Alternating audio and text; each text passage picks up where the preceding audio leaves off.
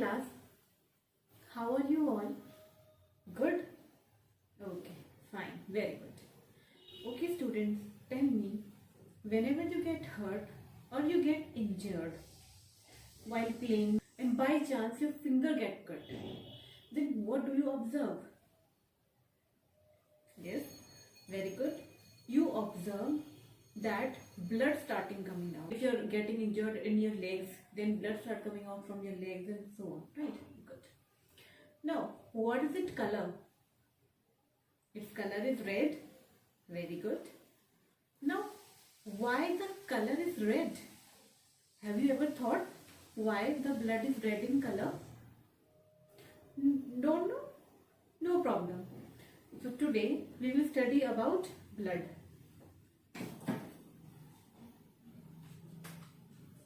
Now today's topic is blood.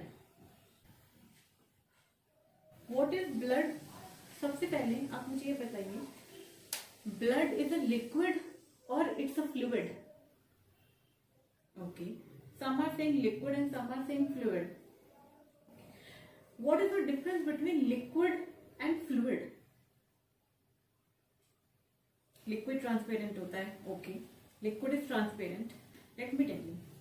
See, the difference between liquid and fluid is that, जैसा कि इन बच्चों ने बताया, लिक्विड ट्रांसपेरेंट होता है, मतलब सी थ्रू होता है, आप उसके थ्रू देख सकते हैं, बट फ्लूइड ट्रांसपेरेंट नहीं होता.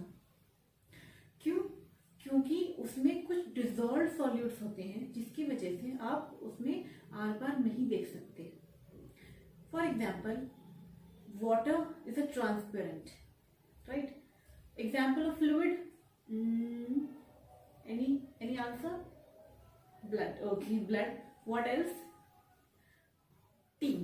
आप जो चाय पीते हैं, that is an example of fluid. क्यों? क्योंकि देखो, वाटर जब हम लेते हैं तो ट्रांसपेरेंट होता है, उसमें हम चाय पत्ती मिलाते हैं, शुगर मिलाते हैं, मिल्क मिलाते हैं, एंड फाइनली जब हमें कप में मिलता है वो ट्रांसपेरेंट होता है? नहीं, ट्रांसपेरेंट नहीं होता, उसमें कुछ डिजॉल्व सॉल्यूट्स होते हैं, इसलिए T is a fluid. Similarly जो हमारा ब्लड है, इट्स ऑल्सो अ फ्लूइड. हमारा ब्लड क्या है? Blood is a fluid connective tissue. अब आप ये सोचेंगे कि अभी कनेक्टिव टिश्यू क्या होता है, राइट? ओके, फ्लूइड आप समझ गए. What is fluid? Connective tissue की बात करते हैं. What is connective tissue? Connection से आप क्या समझते हैं? कोई भी ऐसी चीज जो कनेक्ट करे, जो जोड़े, उसे हम कनेक्टिव वर्ड में यूज करेंगे. कनेक्ट करता है, ठीक है? फॉर एग्जाम्पल फेविकॉल है, क्या करता है? दो चीजों को जोड़ता है, राइट? कनेक्शन करता है. सिमिलरली ब्लड भी हमारा एक कनेक्टिव टिश्यू है. क्यों है? क्योंकि ब्लड जो है हमारे डिफरेंट बॉडी पार्ट्स को कनेक्ट करता है. कैसे कनेक्ट करता है? ब्लड हमारे जितनी भी सेल्स हैं और जितने भी हमारे बॉडी में ऑर्गन्स हैं, उन सबको ब्लड चाहिए प्रॉपर फंक्शनिंग के लिए. उन्हें ऑक्सीजन चाहिए. बेसिकली ऑक्सीजन कहाँ से मिलता है? ब्लड से. तो ब्लड हमारी पूरी बॉडी में सर्कुलेट कर रहा है क्योंकि सारे बॉडी पार्ट्स को ऑक्सीजन चाहिए. तो हम ये कह सकते हैं कि ब्लड एक तरह का कनेक्शन क्रिएट कर रहा है, राइट? तो blood is a fluid connective tissue. अब ये टिश्यू क्या होता है? What is tissue? Yes, tissue is a group of cells which are specialised in performing a certain function. कुछ ग्रुप ऑफ सेल्स होती हैं जो एक सर्टेन फंक्शन को परफॉर्म करने के लिए स्पेशलाइज्ड होती हैं. फॉर एग्जाम्पल, ब्लड ही ले लीजिए. ब्लड का क्या फंक्शन है? ऑक्सीजन देना पूरी बॉडी में थ्रू आरबीसी, राइट? आरबीसी जो होती हैं उनमें वो ऑक्सीजन कैरिंग कैपेसिटी होती है, वो अभी हम आगे पढ़ेंगे, ठीक है? ऐसे ही हमारे बॉडी में जितने भी अलग अलग ऑर्गन्स हैं, टिश्यूज हैं, उनका अलग अलग फंक्शन है. फॉर एग्जांपल, आपका हार्ट का क्या फंक्शन है? हार्ट का फंक्शन है कि वो उसे ब्लड पंप करना है, ठीक है? आपकी जो लंग्स हैं उनका क्या फंक्शन है? उनका फंक्शन है वो ब्रीदिंग में हेल्पफुल होते हैं. सिमिलरली डाइजेस्टिव सिस्टम है, उसमें स्टमक है, वो क्या, उसका क्या फंक्शन है? वो डाइजेशन में हेल्प करते हैं. राइट। तो ऐसे ये डिफरेंट डिफरेंट टिश्यूज हैं जिनका एक स्पेशलाइज्ड फंक्शन है, ठीक है। ऐसे ही ब्लड भी हमारा एक फ्लूइड कनेक्टिव टिश्यू है, ठीक है। अब देखते हैं what is the pH of blood. What is the pH of blood? PH of blood is 7.4, जो कि एक एल्कलाइन पीएच है। कैसा पीएच है? एल्कलाइन। नाउ एल्कलाइन कैसे है? जो पीएच स्केल होता है हमारा, सेंटर में होता है 7। इसके इधर अगर हम जाएंगे तो इधर होगा एसिडिक पीएच। जितनी भी चीजें अगर 7 से कम किसी का पीएच है तो एसिडिक होगा, 7 से ज्यादा है दिस साइड, राइट साइड, तो ये होगा बेसिक। अब हमारा ब्लड क्योंकि 7.4 है, राइट साइड में आ रहा है 7 के पीएच स्केल में, तो ये हमारा जो पीएच 7.4 है ये बताता है कि हमारा ब्लड बेसिक है, दैट इज एल्कलाइन है। 7 means neutral. Okay. Now let's see what are the components of blood. What are the components of blood?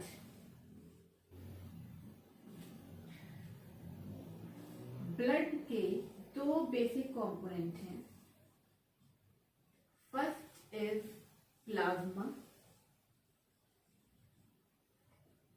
And second is blood cells, और ब्लड कॉर्पसेल्स भी हम कह सकते हैं, right.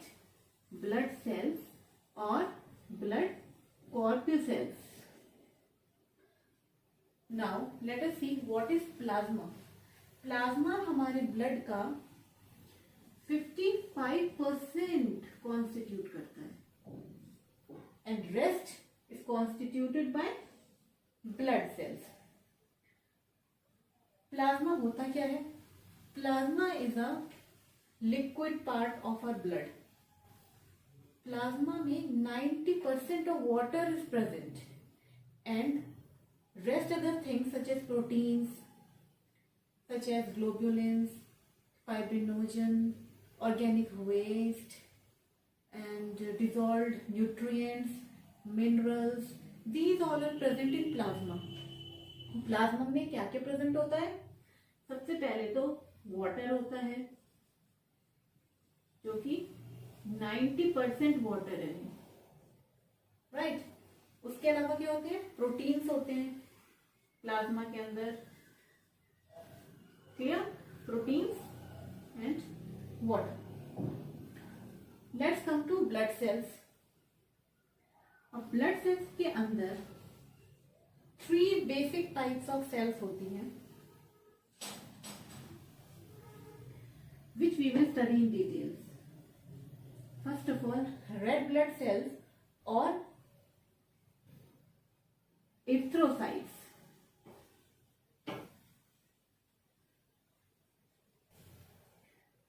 White blood cells or leukocytes. Third, platelets or thrombocytes. Platelets or thrombocytes.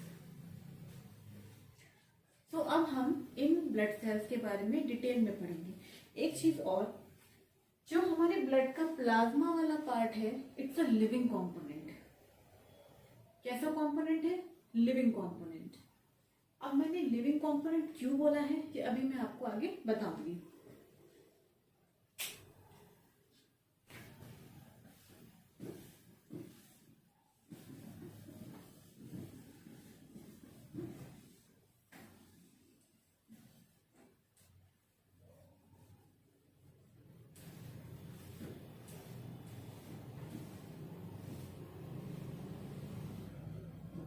Okay, now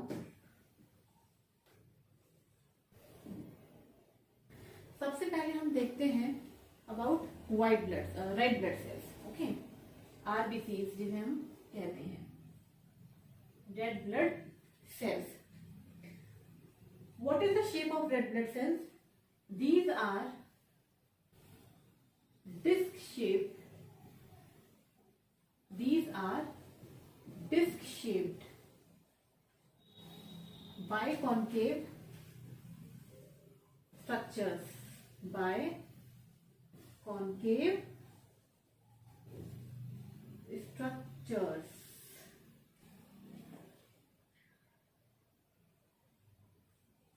Okay. These cells contain hemoglobin. क्या होता है इन sales में? हीमोग्लोबिन होता है. हीमोग्लोबिन क्या है? ये एक प्रोटीन है. What is haemoglobin? It's a protein which carries oxygen. Right. Haemoglobin एक इंपॉर्टेंट कंपोनेंट है रेड ब्लड सेल्स का, because it carries oxygen to different body parts. And because of hemoglobin only, our blood is red in color. Because hemoglobin contains this metal which is known as iron, जिस वजह से हमारा blood red colour का होता है. Clear? Okay. Life span of red blood sales कितना होता है? It's 120 days. Life span of red blood sales is 120 days. Okay. Let's see white blood cells. अच्छा, रेड ब्लड सेल्स बनती कहाँ पे है? बोन मैरो में. Right. These are produced in bone marrow. And after 120 days जब ये खत्म हो जाती है, डेड हो जाती हैं, तब ये कहाँ जाती हैं? स्प्लीन में. तो spleen is the graveyard of red blood sales. बनती हैं बोन मैरो में और मरने के बाद चली जाती हैं स्प्लीन में. ओके. एक और चीज, रेड ब्लड सेल्स जो होती हैं उनमें न्यूक्लियस नहीं होता, लेकिन जो व्हाइट ब्लड सेल्स जब हम पढ़ेंगे अभी, उन सब में न्यूक्लियस प्रेजेंट होता है. ठीक है. व्हाइट ब्लड सेल्स जो होती हैं वो होती हैं हमारी B cells, T sales,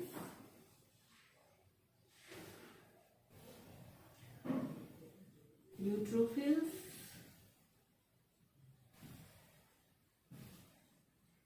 basophils, eosinophils.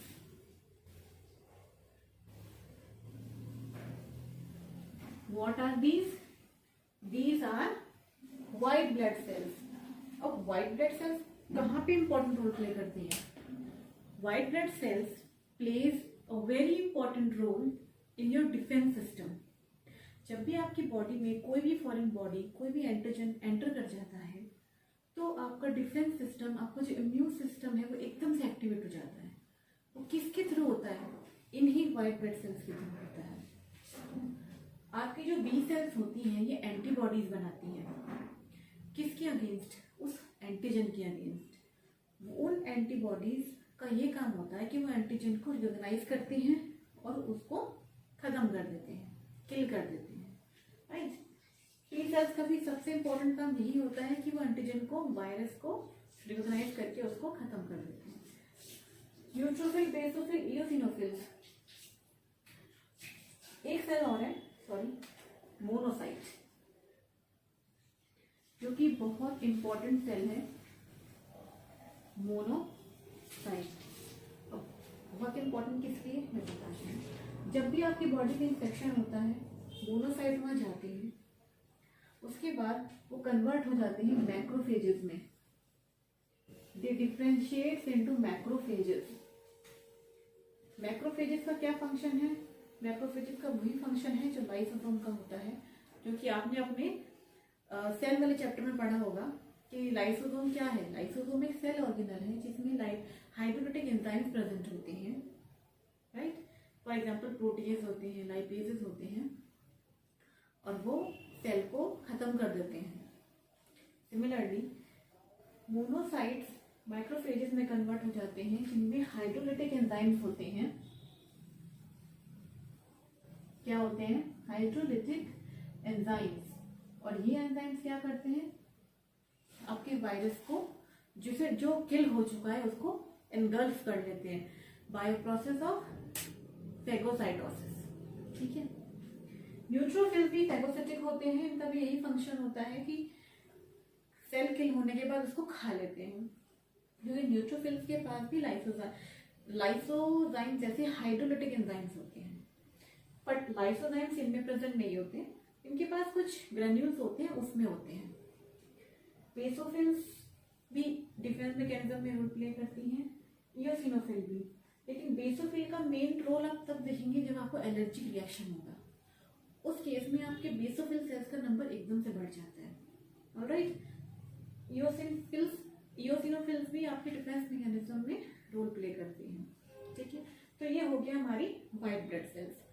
अब नेक्स्ट सेल्स जो आती हैं वो आती हैं platelets.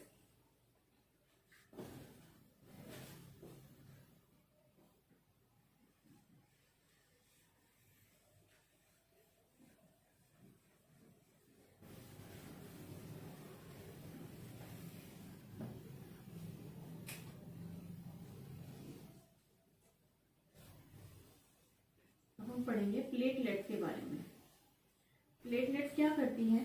Platelets play very important role in blood clotting.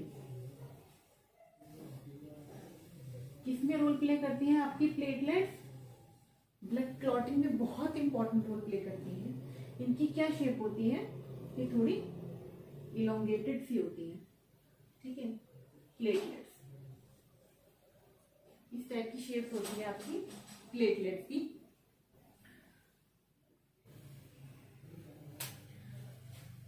तो आज हमने ब्लड के जो कंपोनेंट्स होते हैं उनके बारे में स्टडी किया। क्या क्या कंपोनेंट्स होते हैं? सबसे इंपॉर्टेंट कंपोनेंट होता है ब्लड का प्लाज्मा, और उसके अलावा सेकंड कंपोनेंट जो इंपॉर्टेंट होता है ब्लड का वो होता है ब्लड सेल्स। तो आज हमने ब्लड सेल्स के बारे में स्टडी किया।